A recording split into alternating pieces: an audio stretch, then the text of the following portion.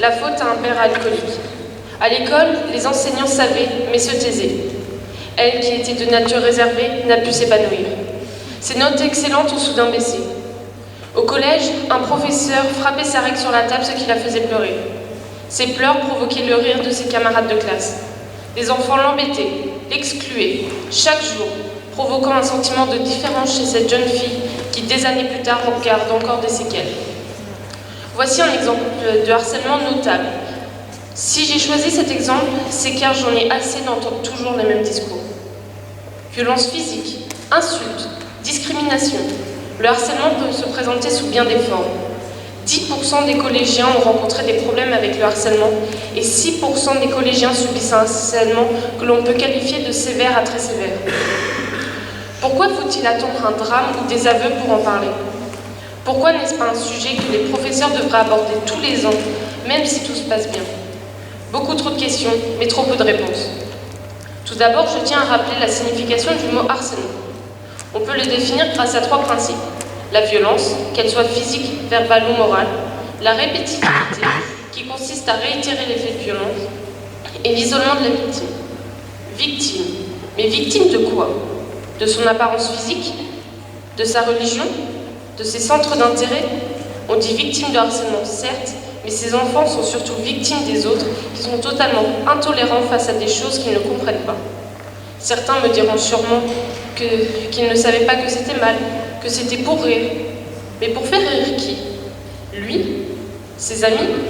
Ou bien la personne qui l'harcèle depuis des semaines et qui refuse désormais de venir à l'école? Et pourquoi est-ce que les parents ne leur expliquent pas?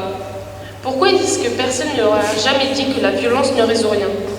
Pourquoi n'a-t-on pas expliqué à ces enfants que la tolérance est une notion fondamentale de la vie en société? Le 3e article de la Déclaration des droits de l'homme et du citoyen dit « Nul corps, nul individu ne peut exercer d'autorité qui n'en émane expressément ».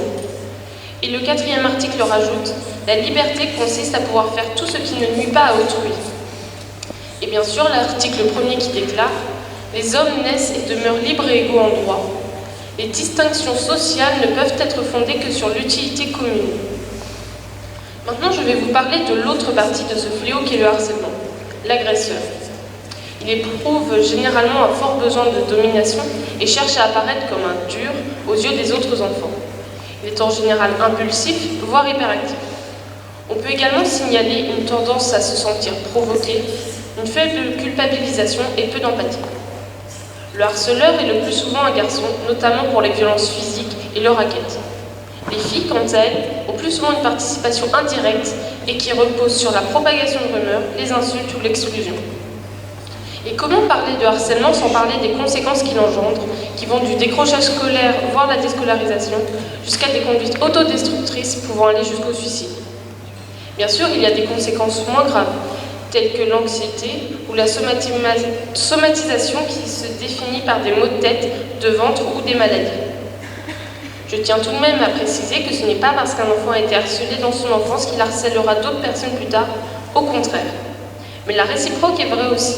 Ce n'est pas parce qu'une personne en harcèle une autre qu'elle a forcément été harcelée dans le passé. Il est aussi important de dire que ce n'est pas parce qu'un enfant est hyperactif ou culpabilise peu qu'il harcèle forcément quelqu'un. Cela dépend de l'individu, de son éducation, de son entourage, etc. Le harcèlement est un sujet d'actualité récurrent, mais c'est également un thème qui a toujours existé. On peut d'ailleurs le retrouver dans des œuvres telles que Mémoire d'un fou, écrit par Gustave Flaubert en 1839, ou bien en 1986 le roman de Winston Groom, Forrest Gump. Ce sujet est aussi présent dans la littérature, la musique et la filmographie actuelle, avec notamment le film Forrest Gump de Robert Zemeckis, ou bien avec les chansons Mots d'enfant de Patrick Bruel, ou bien Mine de Taylor Swift.